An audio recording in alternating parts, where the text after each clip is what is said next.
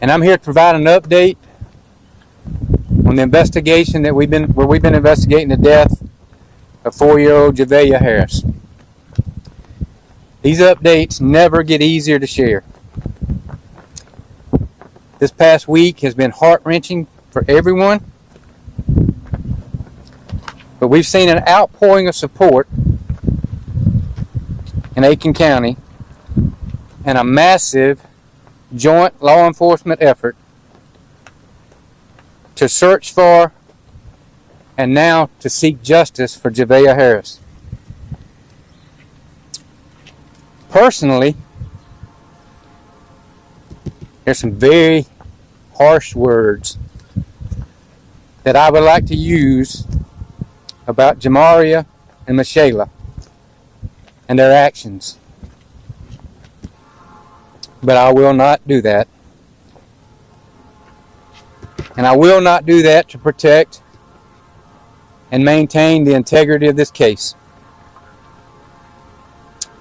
But I will tell you this. I will not refer to them as mom and dad or mother or father. They don't deserve that title.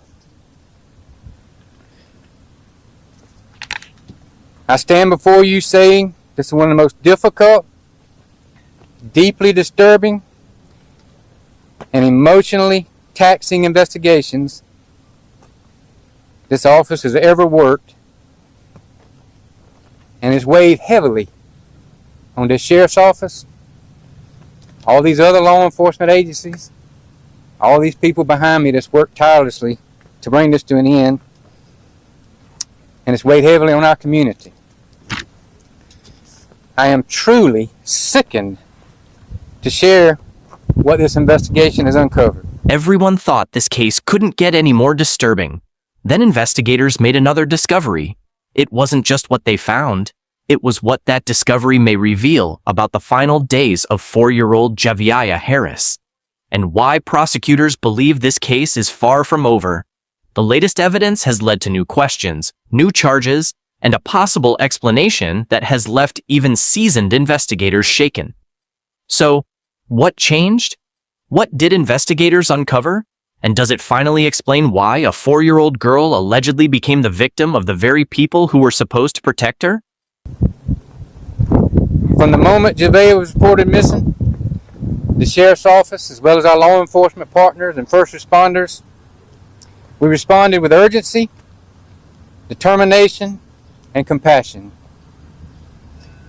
What started as an exhaustive and complex search quickly grew to something that I would have never imagined. Now understand, I cannot discuss all the details, but at this time I can share that a few human remains were recovered in an area known as Cedar Creek Reservoir, also known as Stumpy Pond in Fairfield County. These remains were immediately sent to the State Law Enforcement Division, and through analysis, the DNA of the remains are consistent with being the biological offspring of Johmarea and Michilae. Our information reveals the use of corrosive chemicals and other tools that were used to accelerate the destruction of her little body.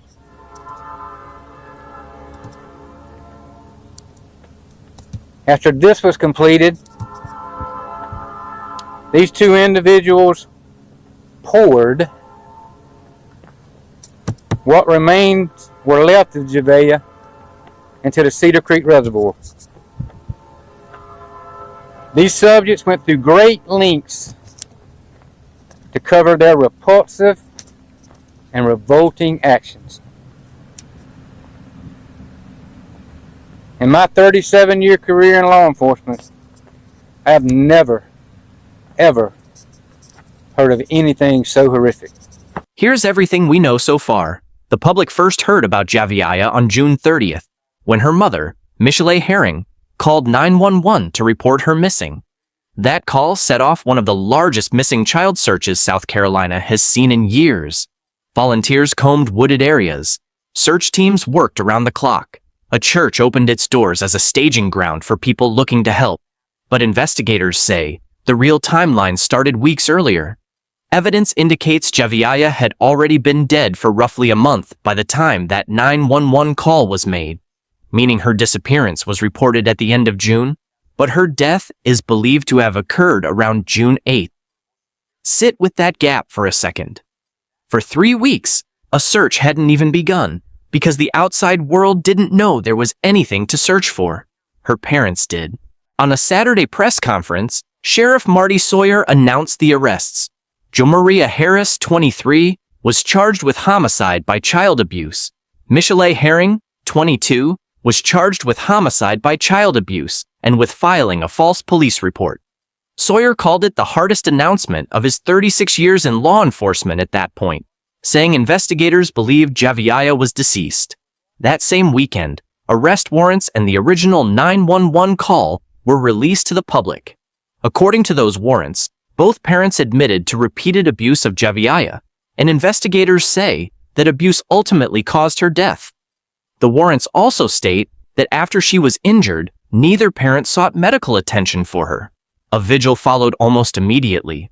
Community members gathered outside the family's home on Hillsborough Street in South Carolina, leaving balloons and stuffed animals at a memorial that grew by the day. Here's something worth pointing out, because it's been raised publicly, but it hasn't been confirmed by investigators as a motive.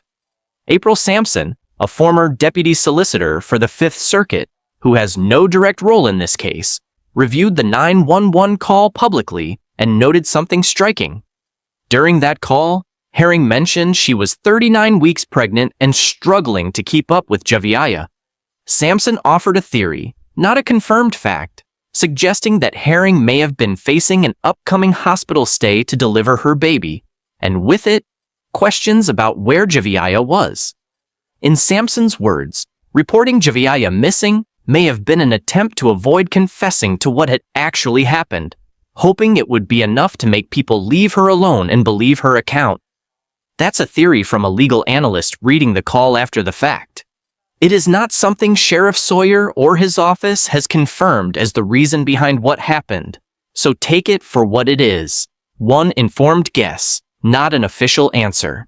Sampson also explained something useful for understanding how this case has moved forward at all, even before remains were found. Investigators can build a timeline through family interviews by establishing the last time Javeayah was seen alive in person or over video call, and by comparing parental confessions against cell phone location data. If a parent says they took a body to a specific location, investigators can check whether the phone data places them there. That kind of corroboration is part of what allowed prosecutors to move forward with charges, even while the search for physical evidence continued. Sampson also pointed out a legal nuance in how homicide by child abuse works in South Carolina. It doesn't require a single violent act. Criminal neglect that leads to a child's death can qualify under the same charge. That distinction matters for understanding exactly what prosecutors will need to prove at trial. Nearly a week after the arrests, deputies returned to the Hillsborough Street home. Crime scene tape went up again. Investigators went in and out, and for a few hours, the area was locked down. Officials were clear that this activity was about evidence collection, not a search for Javeayah's body. Meanwhile, crews were also searching a separate site near Cedar Creek, close to the Fairfield County line, though authorities didn't explain publicly what had drawn them to that specific location. Neighbors kept showing up. One resident, who had only recently moved to the area, described the outpouring of support for Javeayah as something meant to show her, even in death, that she was loved regardless of what she went through in life. This is the update that's made this case impossible to look away from. Sheriff Sawyer held a press conference at the Aiken County Sheriff's Office, and what he shared was almost impossible for even his own staff to hear. Investigators recovered human remains from Cedar Creek Reservoir, also known locally as Stumpy Pond in Fairfield County. Those remains were sent to the South Carolina Law Enforcement Division, known as SLED, for DNA testing. The results came back consistent with being the biological child of Johmarea Harris and Michilae Herring. But it's what Sawyer said next that turned this from a tragic discovery into something far darker. He said, investigators believe corrosive chemicals and other tools were used to accelerate the destruction of Javeayah's body, and that what remained was then poured into the reservoir. Sawyer didn't hide how this affected him personally.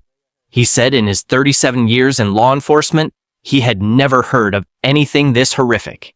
He said his office had hoped and prayed to recover her body intact, but that with what investigators have since learned, that is simply not possible. Because of the extent of the alleged destruction, authorities now believe it's unlikely all of Javeayah's remains will ever be recovered. That's not a temporary setback in the investigation. That's investigators telling the public directly that a complete physical accounting of what happened to her may never exist. As a direct result of this new information, prosecutors filed additional charges against both parents for destruction and desecration of human remains. Those charges stack on top of the homicide by child abuse counts already filed against both Harris and Herring. Herring also still faces the charge of filing a false police report tied to the original 911 call that triggered the search. Both parents were denied bond. The court cited concerns that they posed a flight risk. Sawyer made a point on camera of refusing to refer to them using the words mother or father. In his words, they didn't deserve that title. Nearly 30 of his own staff stood behind him during that announcement, many wearing pink shirts or pink ribbons, a nod to Javeayah's favorite color. I mean, there's no words for a situation or a case like this. I mean, it's unbelievable, and it makes me sick just thinking about it too, and having to cover this. And you go back to all the people that were standing behind that podium with the sheriff, and for the last week, the search that's gone on, and when everyone thought that she was still alive the whole time, and just the search that was happening here in Aiken County. Yeah. I think the silence from all of them spoke volumes, and what I mean by that is I made a point to look at the faces of the dozens of investigators that were standing behind Sheriff Sawyer here, and they weren't saying anything, but they were saying a lot with the just look of terror on their faces, just hearing Sheriff Sawyer describe those details for us. And even the sheriff, he got choked up speaking about this. He says it's one of the most horrific cases he's had to work in his entire 30 plus year in law enforcement here, and you certainly heard that in his voice. You saw that on his face as he is describing these details for us. And all of them wearing pink too. Yeah, in honor of Javeayah. They know that was another thing that Sheriff Sawyer touched on, was how this community has come together and how this community is grieving. And so a lot of them had on pink ribbons pinned to their jackets. They had on pink ties and Sheriff Sawyer said it best when he said that they're human too in all of this. They're not robots. He said they are human. They have a heart in this. They are a part of this community as well, and they are grieving with this community right now, Will. Here's what's actually confirmed at this point. We know when investigators believe Javeayah died. We know they believe abuse and a failure to get her medical care led directly to her death. We know, in disturbing detail, what her parents are accused of doing to her body afterward.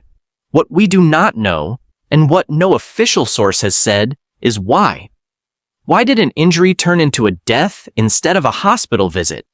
Was this the first act of violence in that home, or part of something that had been happening for a long time before it reached this point?